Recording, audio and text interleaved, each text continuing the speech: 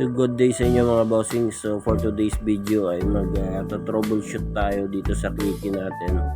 So meron siyang check engine na lumalabas sa panel niya.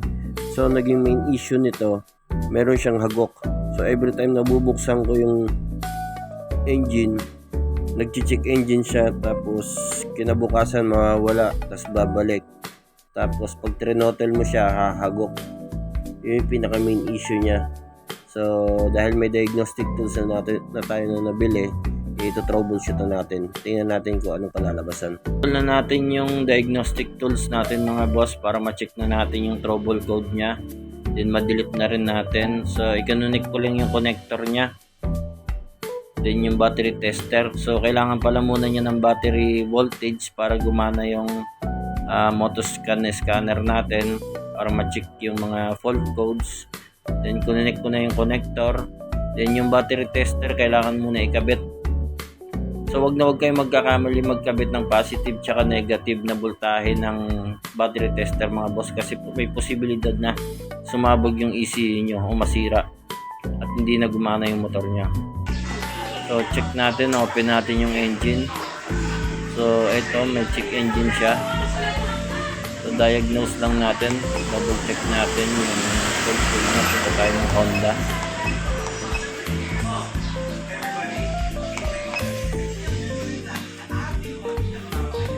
Then auto scan natin, buksan natin yung makina.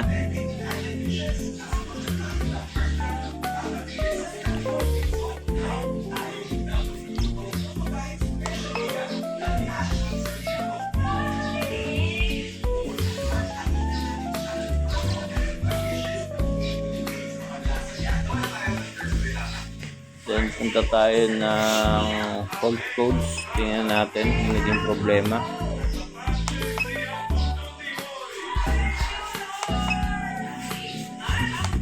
So wala siya sa current fault codes, nasa stored.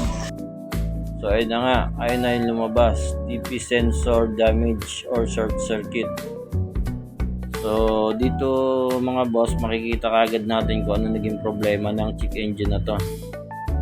So dahil alam na natin yung naging problema, so pupunta tayo ng TPS or throttle position sensor, dun yung sa may throttle body naka-install. So tanggalin muna natin yung upuan. So nabuksan na natin yung upuan mga boss. So nilinis ko na muna para maganda at maliwalas yung paglinis natin. So makita nyo, at ito yung tinatawag natin na throttle body. So ito yung injector na socket. Then ito yung sa may manifold. Then ito yung ISC. Sa gilid niya yung map sensor. Then sa ilalim niya ito yung tinatawag na TPS sensor. So sa wirings niyan mga boss, may socket yan dyan. So alin lang din yung bolts na dyan pantanggal. Then dukutin nyo lang para makita nyo yung socket sa likod. So kung makita nyo, may tatlong wire yan mga boss na posible na dyan ang gagaling yung short circuit. Yellow orange, so siya yung positive input na voltahe na manggagaling sa ECU. 5 volts siya, so number 8 siya sa ECU. Yellow blue naman, positive output siya na voltahe. So number 1 naman siya sa ECU. Green orange o yung ground na tinatawag, so naka-connected siya sa body ground. So gawan ko na lang ng wiring diagram yung TPS sensor sa mga susunod na video mga boss. So connect muna natin to, then check natin yung mga connection sa wirings ng TPS kung saan nanggagaling. Double check natin kung may mga open wire na pinanggagalingan yung short circuit na nare-read sa diagnostic tools. So, bago natin mabaklas yung throttle body mga boss, so baklasin muna natin to, yung socket ng fuel injector. Pindutin nyo lang yan, ibahilahin nyo, then tanggalin natin tong hose na to ng fuel injector. Yan, tapos hilahin nyo.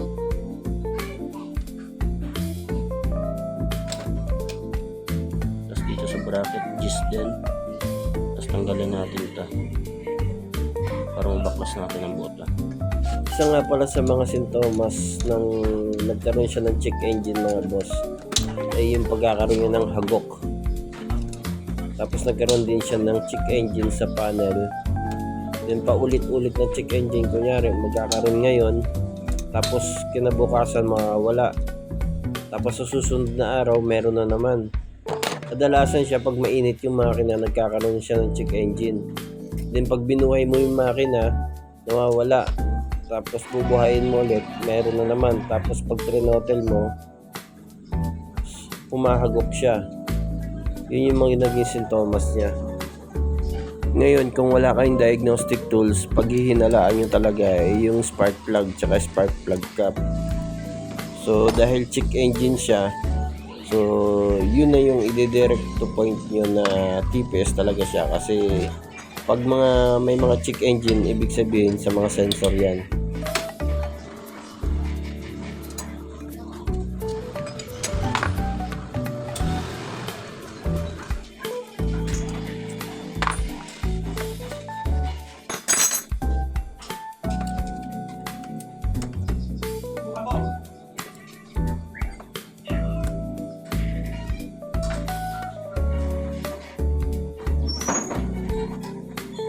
So kailangan natin kasi mga boss. So makikita nyo dito mga boss, ito yung connection niya. Sabi kasi doon short or grounded. So tinignan ko yung linya na yan, wala naman siyang shorted o open wire na. Yun ang gagalingan ng shorted na ayon doon sa diagnostic tools.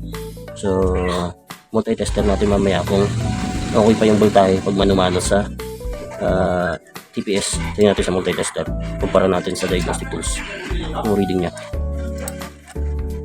Ayun na, goods lahat yung wirings niya. Ito galing ECU yan niya. Tapos kuninek siya socket ng injector, ISC, map sensor, tsaka TPS. Tapos ito yung ground nila mga boss. Ayun yung screw dun. Kasi sa ano na yan, ignition coil na yan, tsaka oxygen sensor. So wala naman siyang wala naman siyang broken na wire o open wire. So TPS talaga.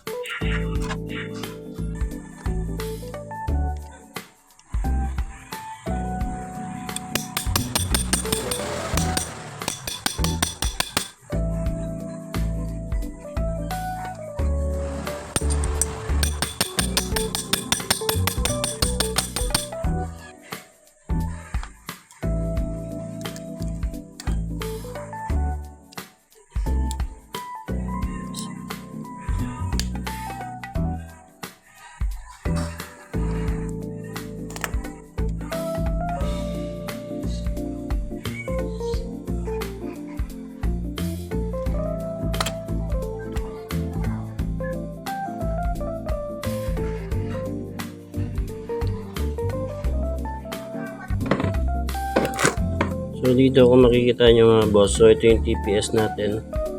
Dito siya nakasalpak. So nakaganon yung angle nya.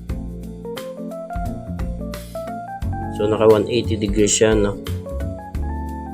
Naka 12 o'clock. Ganun. Yan. Pag throttle niya, naka full throttle siya. So aangat to. Tututok siya sa 9 o'clock. So from 12 o'clock, babalik siya ng 9 o'clock. Ganun. So hindi 360 yung galaw niya, no? Bili tayo MTRT na total position sensor na aftermarket. So ito yung stock. Pagkukumpara natin sila, so ito yung faulty o MTRT na sira. Then ito naman yung stock. So pagkumpara natin yung gumagana sa hindi. Tutok natin dito.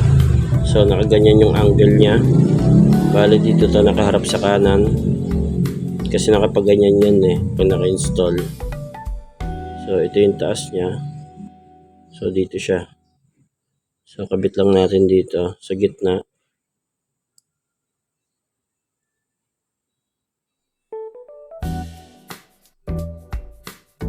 Tapos dito sa kabila, sa kanan din. Tapos punta tayo ng ohms resistance. Kahit 20,000 pwede na yan. So may reading siya na 5,000 ohms. So goods yan, kumbaga. Ito, kung nakasarado yung throttle natin, so nakasarado yan, naka-close yung angle niya. Bali pag pinihit natin yan pa kanan, kumbaga magto-throttle ka, unti-unti mo yung throttle, bababa yung resistance niya. So yung principle niyan ng TPS, pag bumababa yung pag mataas yung resistance, bumababa yung voltahe niya. So ngayon pag bumaba yung voltahe niya, tataas yung resistance niya. Ngayon pag pinihit natin to, so tataas na yung voltahe niya. Dito yung minimum na voltahe ng TPS ay 0.5 up to 5 voltage. So dito kung 5,000 na yung resistance nito, so nasa 0.5 na rin to o 0.4 na voltage. So pag pinihit natin yung pakanan, tataas yung voltahe niya, bababa yung resistance niya. So ayan, pababa na siya ng pababa. So ibig sabihin goods yan, hindi nagkakaroon ng erratic na movement o angle yung sensor. So dire-diretso siya, hindi siya nagpa-fluctuate. So goods yan, walang problema yung sensor natin sa TPS. Tapos unti-unti natin pihitin naman. So dahil tumataas na yung voltage dito, naka full throttle na tayo, so maakyat na siya ng full 5 voltage. Ito, nagsisiro na yung angle niya, nagsisiro na yung resistance niya, so tumataas na yung voltage niya.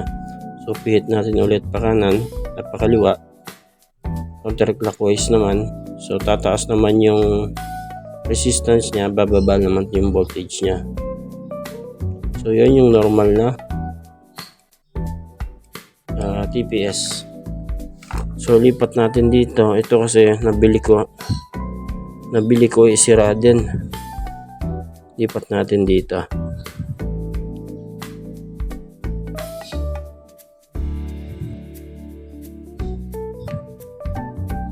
So makikita nyo, ayan siya. Wala siyang reading mga boss. Kahit pihitin mo siya, baliktad, wala.